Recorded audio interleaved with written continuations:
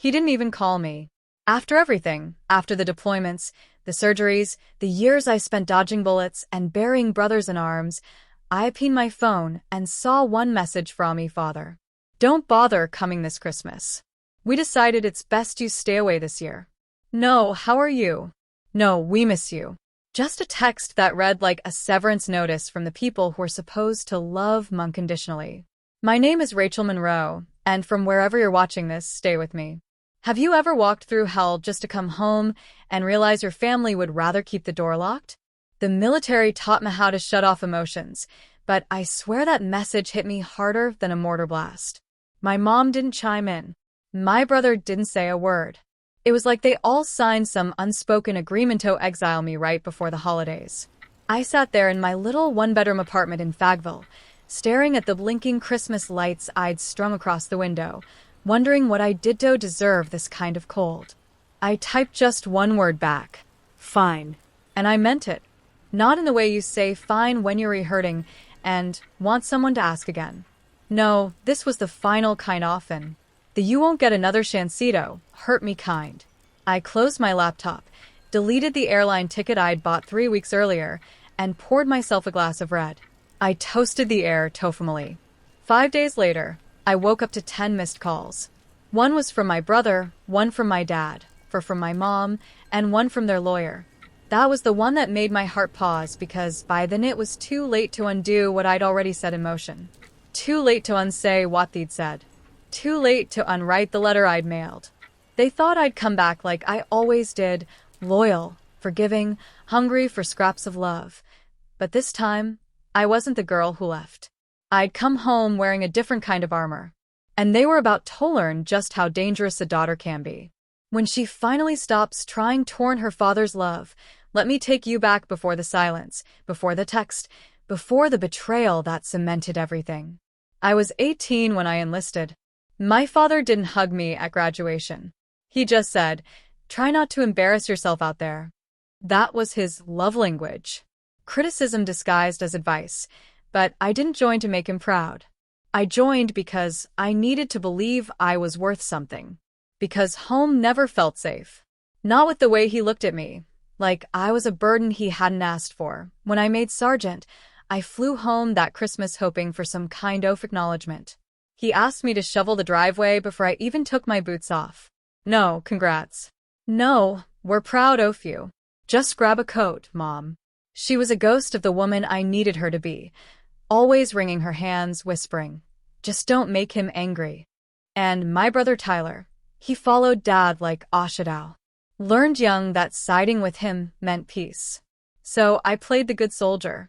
Called every birthday, sent flowers on anniversaries, mailed checks when the roof leaked or the car broke down.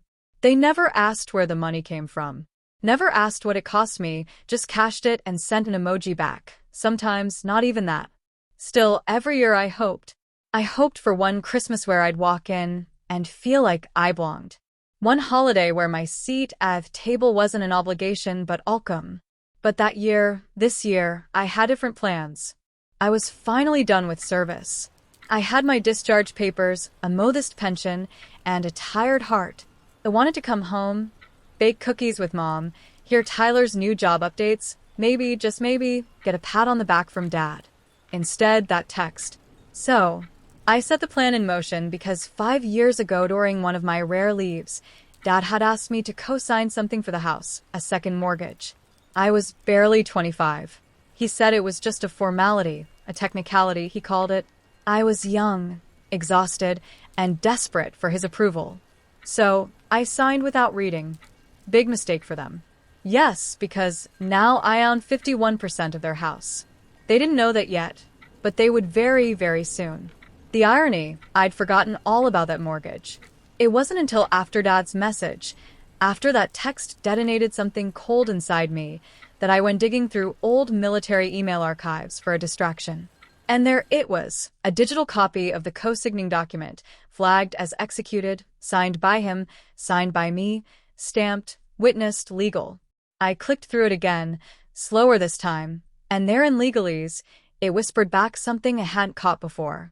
In the event of primary borrower default or voluntary transfer, The cosigner assumes controlling interest over the property until full loan maturity. Controlling interest. I sat back, stunned. While he'd been so busy cutting me off, I forgot that on paper, I wasn't just his daughter. I was his co-owner. No, scratch that. I was the majority owner. He needed my signature for that refinance 5 years ago because of his weak credit. And I'd signed like a fool in uniform, thinking it meant it mattered. Now it meant I owned his pride and joy, the house he always bragged about.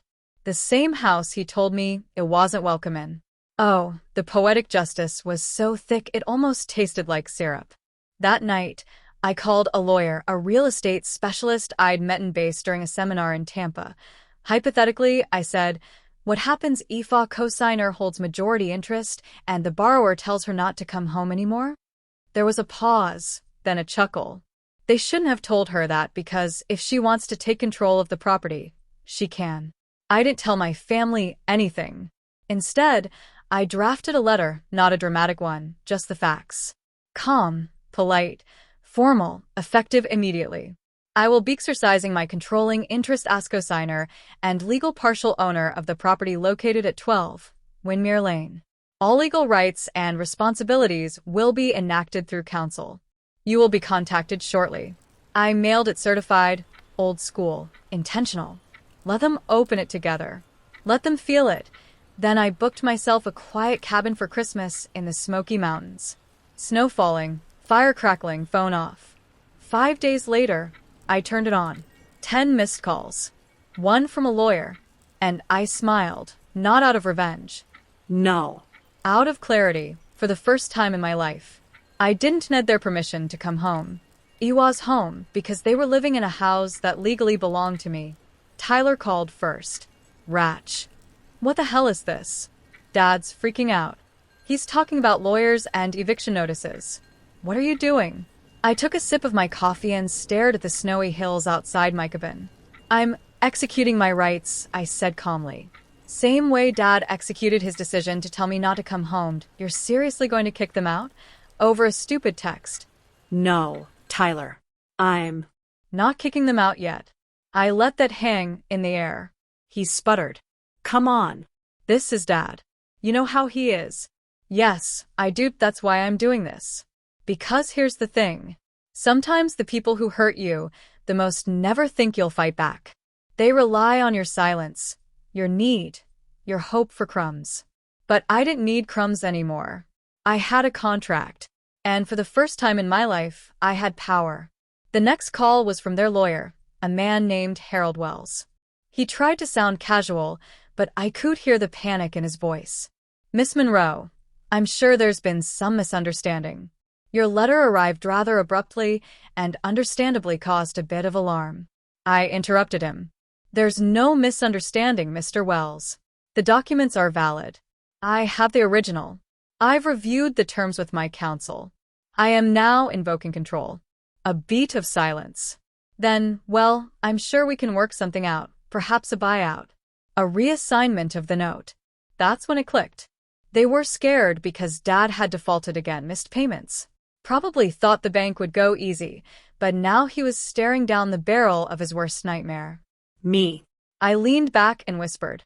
I'm open to discussion, but the first condition is that he calls me himself. Not through you, not through Tyler. I want him to ask.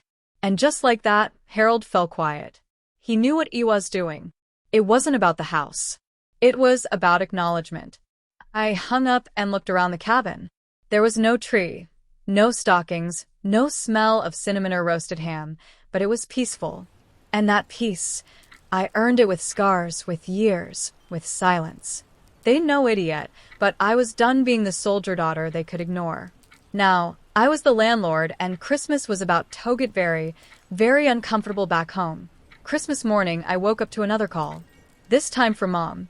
Rachel, she whispered, her voice trembling like a kettle on the edge of boil. Please don't do this. Your father's furious. He hasn't slept. Tyler's barely speaking. Can't we just move past it? Move past it? I almost laughed. Mom, I said softly. Do you remember what he texted? She went quiet. I continued. He told me not to come home for Christmas. Not this year. Not next. He said I wasn't welcome anymore. Do you know what that is to someone who's been deployed for nearly a decade? Who sent checks from war zones? Who never missed a call or card? Still silence, I added. I was in a desert on my 26th birthday. Got ambushed on the road in Kabul. Called you after I made it out alive. Do you remember what you said? I don't, she whispered. You said, well, I'm glad you're safe, but don't talk about that around your father. It makes him anxious. And there it was, the truth. They all danced around. I wasn't their daughter. I was their inconvenience. A ghost they accepted only when I was invisible. Mom, I said gently, I'm not doing this out of anger. I'm doing it because I finally realized I was never going to be welcomed back unless it brought something to the table. She sobbed then, raw, helpless sobs, and begged me to reconsider. But I didn't cave. Not this time. Because what they didn't know was that I had already filed the legal paperwork, a notice of possession change. It was scheduled for delivery that afternoon. And the cherry on top, I'd hired a property management company run by a veteran friend of mine from base to take over operations. They would show up the next day for a formal inspection, not to kick anyone out yet, but to let them know this wasn't their home anymore. That afternoon, I sat by the fireplace wrapped in a thick sweater and watched the flames dance. No gifts, no family, but there was peace and justice and something sweeter than any holiday carol. Control. I didn't blow up their world out of revenge. I simply reminded them whose name was on Theed. And this year, for once, Christmas belonged to me. The property manager called me around 4:00 p.m. Hey, Ratch, we did the walkthrough. Your folks weren't exactly thrilled to see us, but we kept it civil, just like you said. I asked, how bad is it? He exhaled. Cosmetically, not terrible.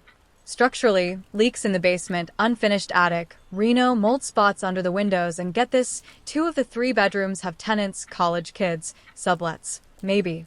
I froze. They rented out the rooms. Looks like it. Cash deals, no paper trail. That weighs it. The final confirmation. They hadn't just cut me out of the family. They turned my own legal property into a side hustle behind my back. All while texting, I wasn't welcome. My stomach turned, not from anger, from insult. They used me name to buy the house, then filled it with strangers, then told me I didn't belong. That night, I drafted a second letter. This time, it wasn't polite. Effective January 2nd, you are hereby given formal 30-day notice of management transition and possible termination of residency. Your sublease agreements are illegal. Rent collection is suspended. This property is now under formal investigation for code violations. Contact all communications through legal counsel only. I signed it with my full name and military rank. Rachel Monroe, Sergeant First Class, U.S. Army, retired. Legal co-owner, 12, Weiner Lane. I sent the document to Harold, their lawyer. Then I texted Tyler, just 3 words. Check your mailbox. Within an hour, the calls started again, voicemails, pleading, panic, even from Dad. I didn't listen to a single one. See, there's a moment every soldier knows. The second your boot hits soil and you realize you survived. And in that silence, you feel this power. That's what I felt now. They could scream. They could cry. They could beg, but I had survived them. And now they were living in my house with my rules, and come January, they were going to learn what it felt like to be unwelcome, not out of pettiness, but because I no longer needed a seat at their table. I owned the whole damn dining room. January 2nd arrived like a cold slap. The air was bitter, the sky heavy with snow, and the driveway of 12 when Muir Lane was packed with 3 cars, 2 of which I didn't recognize. I didn't goal one. I showed up with my property manager, a locksmith, and a clipboard full of documentation. I wore a dark coat, boots polished, and my Army-issue dog tags around my neck. I wasn't there for a fight. I was there for an inspection. For closure. Dad opened the door, red-faced and sweating despite the freezing cold. Rachel, what the hell is this circus? He snapped. I didn't answer right away. I walked past him. My house, my terms. Mom appeared at the base of the stairs, clutching a rosary she only ever dusted off for show. Tyler sat on the couch, pale, defeated. He didn't even look at me. I took a breath. Thesis, a legal transition of ownership and management. As of this morning, all rights associated with this house fall under my direct control. You have 30 days to make a decision. Formalize your tenancy under my contract or relocate. Dad lost it. Relocate. You can't, Tiz. This is our home. No, I said it SMY investment, he growled. I built this place, and you defaulted on it. I said coldly, and signed it over to a 24-year, old in uniform just so you could save your reputation with the bank. That shut him up. I looked around. The living room I used to sneak into at night. The mantle where my boot camp photo used to gone now. Just a space with people who had erased me. So I kept going. The legal tenants have already been notified. If they're not out in 10 days, I'll file for trespassing. And if anyone attempts to intimidate, damage, or interfere with this process, I will pursue criminal charges. Mom's lips trembled. But where will we go? I looked her dead in the eye. I don't know, Mom. Maybe not home for Christmas. She burst into tears. Tyler stood and tried to say something. Maybe an apology, but I raised a hand. I don't need words. I needed them 10 years ago. Now I need boundaries. The locksmith changed the code on the front door as I walked out. Snow crunched under my boots. The air smelled clean. And for the first time in years, I didn't feel like a daughter. I felt like a woman who came back stronger than they ever expected. They could call it cold. I called it survival. The final notice expired on January 31st. They didn't fight it. No last-minute calls and dramatic standoffs. Just silence. The kind that comes when people finally understand. You're not bluffing anymore. I arrived the morning after with a new key in hand. The house was empty. No note, no goodbye, just a hollow echo. ACI stepped through the front door where once I'd stood in uniform, praying for welcome and received exile instead. It walked the room slowly. In Tyler's old room, I found a duffel bag tag from some ski trip I was never invited to. In the living room, a deep scratch across the floor where the coffee table used it, the one I bought at 19 with my first deployment check, and they claimed was a loan. I stared at that scar in the wood for a long time. Not angry, just aware of how deep damage can go when noon sees you bleed. I didn't cry. Instead, I opened the back door, let the cold wind swirl through, and stood there with the winter sun on my face. This wasn't revenge. Not really. It was restoration of boundaries, of dignity, of a name they tried to write out of the family story. I turned the place into transitional housing for female veterans. Young women with stories like mine, stories of return, rejection, and the long journey to reclaim who we are beyond the uniform. We called it the Monroe House. And when reporters came sniffing around after a local outlet ran the story of a veteran reclaiming her home from the family who cast her out, I didn't tell them the full truth because this wasn't about shaming them. This was about healing me. So when people ask, was it worth it? I smile and say more than they'll ever understand. I don't visit them. They don't call. But every Christmas now, I light a candle on the porch. Not for them, for me. For the girl who once stood outside this housey in the snow, unwanted. She finally found her way back and made sure no woman like her would ever stand alone again.